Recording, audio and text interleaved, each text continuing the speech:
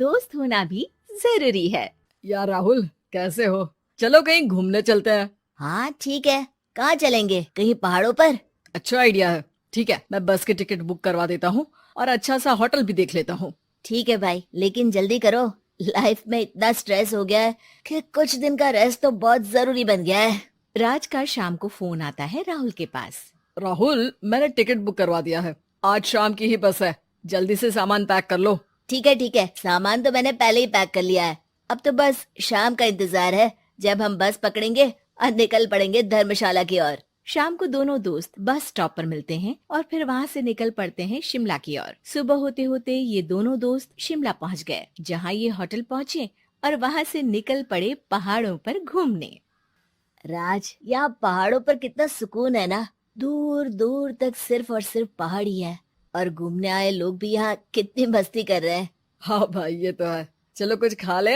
दोनों एक रेस्टोरेंट में पहुँच गए। वहाँ इनकी रेस्टोरेंट चलाने वाले लड़के से दोस्ती हो गई, जिसका नाम जितेंद्र था। जितेंद्र, तुम यहाँ कब से हो और रेस्टोरेंट खोलने का प्लान कैसे बनाया? अरे भाइयों, मैं तो यहीं का हूँ। बस बाहर कुछ साल के लिए गया था नौकरी करने, पर फिर लौट आया और अपने यहाँ ही रेस्टोरेंट खोल लिया। पिछले 6 साल से यहीं पर हूँ।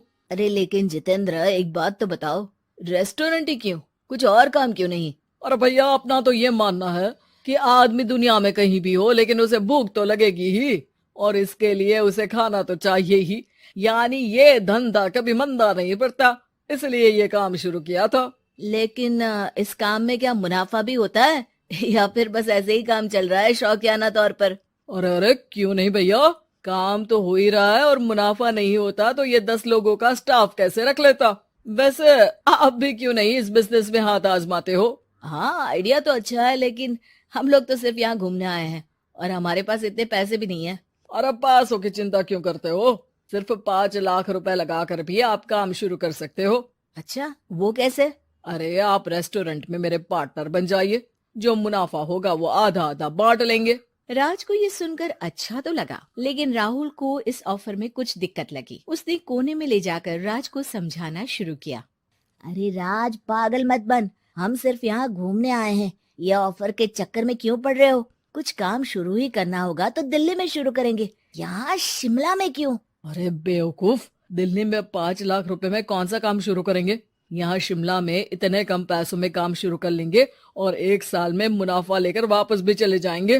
ओहो, अरे भाई, तुम्हें जो करना है करो, लेकिन मैं इस बिजनेस में तुम्हारा साथ नहीं दे सकता। याद रखो, हम यहाँ सिर्फ घूमने आए हैं, कोई बिजनेस करने नहीं। और इस जितेंद्र पर वैसे भी मुझे ज्यादा भरोसा नहीं हो रहा है। अरे तुम्हारी यही तो दिक्कत है, तुम्हें किसी पर भी भरोसा नहीं होता, लेकिन मुझे तो है। मुझे पता है कि इतने कम पैसों में मुझे जितेंद्र अपना बिजनेस पार्टनर बना रहा है। अरे लेकिन क्या गारंटी है कि पैसे लेने के बाद जितेंद्र तुम्हें बेवकूफ नहीं बनाएगा?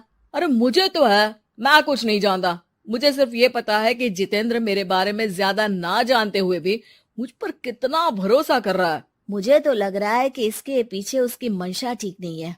बाकी तुम्हें जो ठीक लगे वो करो। मैं तो आज शाम की ही बस से वापस जा रहा हूँ।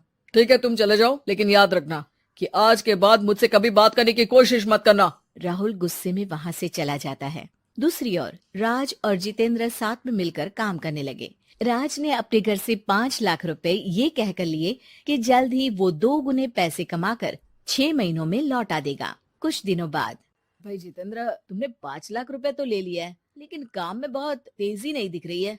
अरे भाई, काम में थोड़ा समय लगता है, चिंता मत करो यार। हाँ वो तो ठीक है, लेकिन मेरे पैसों का तो कुछ हिसाब दो। कहाँ लगाया तुमने? अरे बड़े आए पैसों का हिसाब मांगने वाले। वो तो शुक्र मनाओ कि इतने कम पैसों में मैंने तुम्हें काम पर रख लिया है। क्या कहा? तुमने मुझे काम पर रखा है? अरे मैं तो तुम्हारा बिजनेस पार्टनर हूँ। बड़ा आया पार्टनर बनने वाला। औकात देखिए अपनी, 5 लाख में रेस्टोरेंट खरीद लिया है क्या? ऐसा है तो मेरे पैसे वापस करो, मुझे तुम्हारे साथ काम नहीं करना है। अरे पैसे कैसे, वो सब तो काम में लग गए। अब तुम्हें वापस जाना है तो चले जाओ, कोई पैसा नहीं मिलने वाला है। राज को अपने साथ होने वाले धोखे का एहसास हो चुका था, लेकिन तब तक देर हो चुकी थी। उसे अपने दोस्त राहुल की याद सताने लगी, जिसने पहले ही आगाह कर दिया था कि इस बिजनेस में धोखा है, लेकिन अब तो देर हो चुकी थी। राज को अब कोई रास्ता नहीं सूझ रहा था। जितेंद्र भाई, मेरे पैसे वापस कर दो ताकि मैं लौट जाऊं। मुझे अब तुम्हारे साथ कोई काम नहीं करना भाई। ये सुनते ही जितेंद्र अपने कुछ साथियों के साथ राज पर टूट पड़ा और उसकी जमकर पिटाई कर दी। राज बेहोश हो चुका था। जब उसने आंख खोली तो उसे अपने सामने पूरा परिवार, पुराना दोस्त राहुल भी दिखा। सभी को देखकर राज की आंख में आंसू आ गए। राहुल, मुझे माफ कर दो। अगर समय रहते मैं तुम्हारी बात मान लेता तो आज शायद ये दिन ना देखना पड़ता।